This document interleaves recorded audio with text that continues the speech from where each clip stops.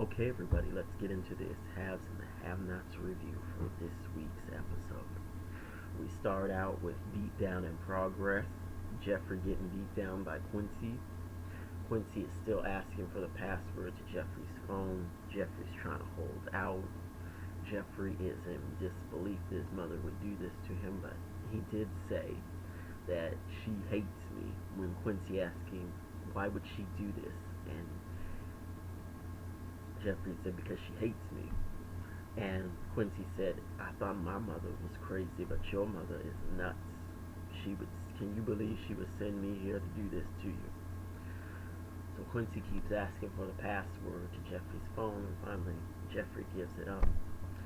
Quincy keys it in, and he's like, none of these texts say where Candace at.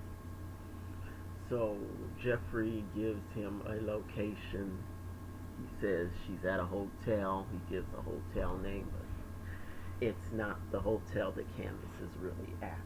So he did not give Candace up. And this whole scene, after he tells him where Candace is at, or after Jeffrey gives Quincy that bogus location, he's all like, Quincy is like borderline flirting with Jeffrey. He's calling him Peaches. He said if you were in the pen, your name would have been Peaches. And somebody's tall and somebody's skin and all this. And I said, well, you're borderline flirting with Jeffrey here. Quincy's an interesting character. And so he's about to haul Jeffrey out of there with him to go find Candace, but Quincy turns around. Jeffrey cracks him over the head with this wine bottle and pushes him out the door. Quincy's just like, oh, you got me. He's not pleased. He's laughing, but it's that kind of that crazed laughter. And he's pulled Jeffrey's landline out the ball, and he's got Jeffrey's phone, so Jeffrey can't contact anybody. So basically Jeffrey is holed up in there. Okay, so then we move on to Hannah and Benny, and Benny starts asking questions about what happened with Candace when she was little, and that guy that Hannah called the police on. And Hannah says, you wouldn't remember that guy, he was a terrible person. And she says, I swear that I called the police on him. Candace doesn't believe me, but I did call the police on him. And then they get into whether or not Candace has gone legit. And of course Hannah's not buying it. She's like, no, she ain't going legit. That room costs $400 a night. I saw the rate card. How's she gonna afford that? And Benny's like, well, she's got a new job. She's just that good. She said she was just that good in court. And Hannah's like, well, maybe. But Hannah, as you can tell, she's still not buying it. And Benny wants to buy it. Excuse me. He knows that it's not a real legit story that Candace was given, that she passed the bar that quick and got this great paying new job and to afford a $400 a night room. And if Candace really wanted to play this well, she would have gone much lower. She'd have got a room that cost her a lot less, or tried to get an apartment or something that cost a lot less, something that would have made it look like she had gone legit, but not like she was like, hit the big time overnight. She just is pulling off something that's not believable. And so Benny gets into, well, why was Candace in court arguing for me?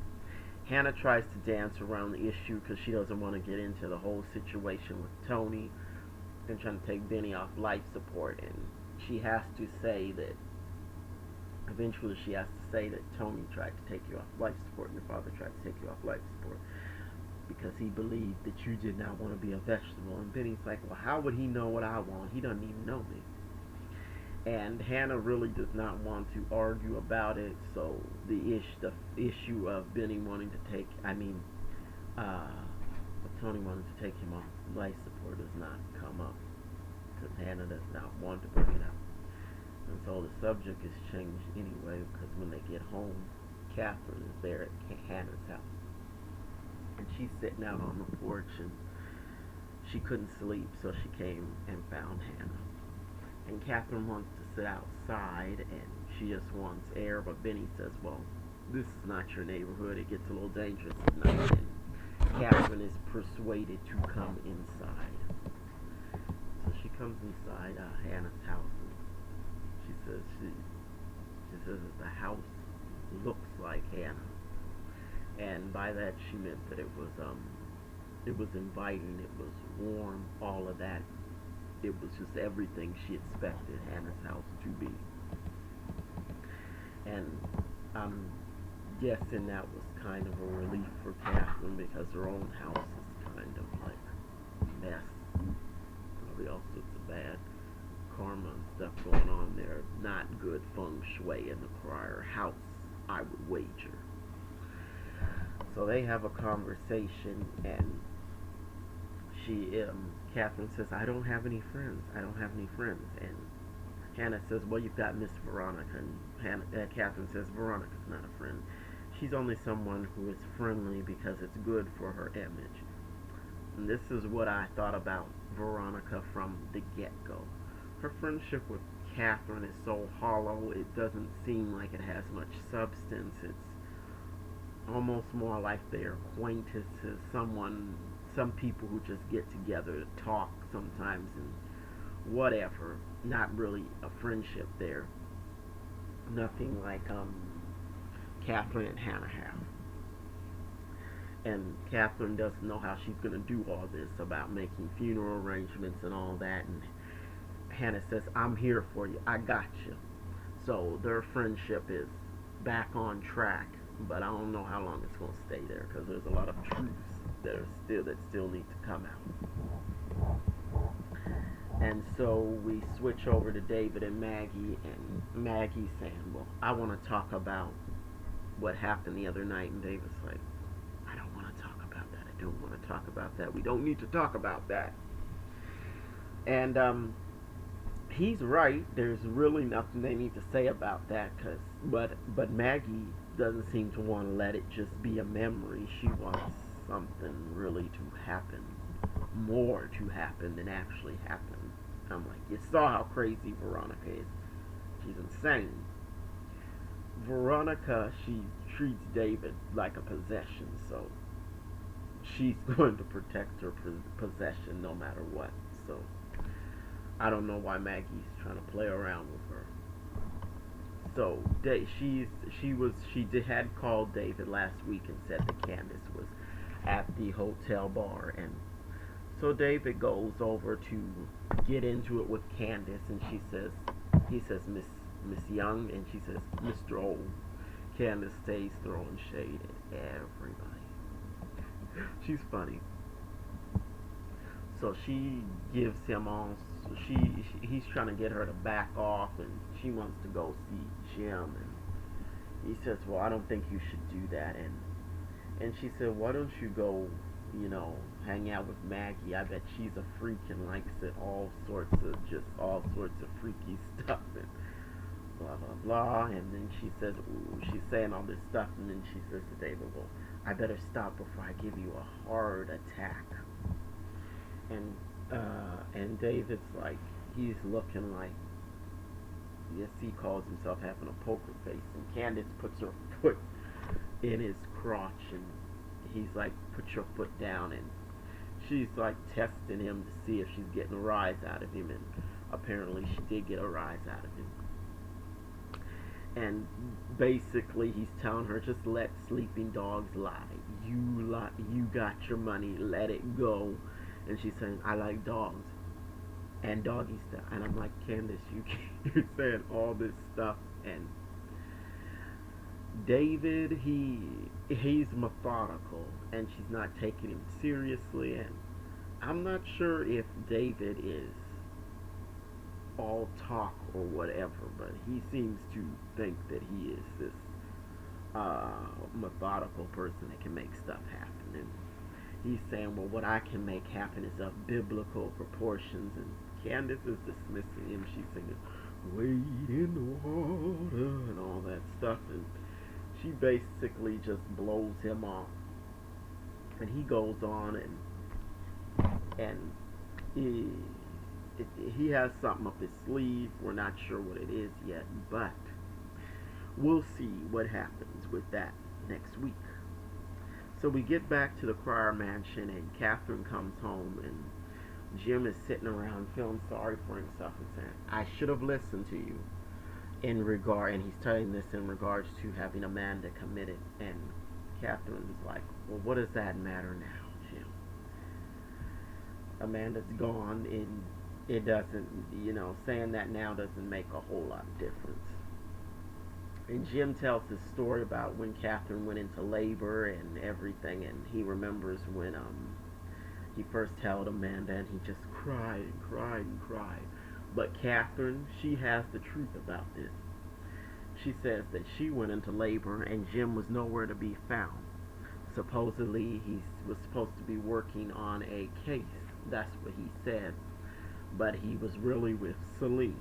Big surprise there. And the reason why he cried is because her father threatened him within an inch of his life.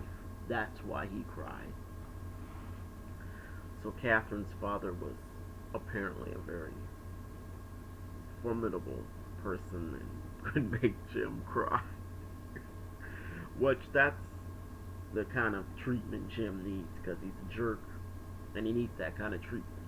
But he doesn't have anybody around to really treat him like that. He's sitting around feeling sorry for himself. Oh, how do I stop this? I guess he means how does he stop being a jerk? And Catherine says, we've been here before. You've been feeling sorry for yourself. You've had your pity party. And the next day you turn around and you turn into the same jerk you always have been. Again, you put on your pants, you comb your hair, and you just are a jerk all over again. And Catherine, her tone of voice is like she can't even raise her voice. She's like so over it.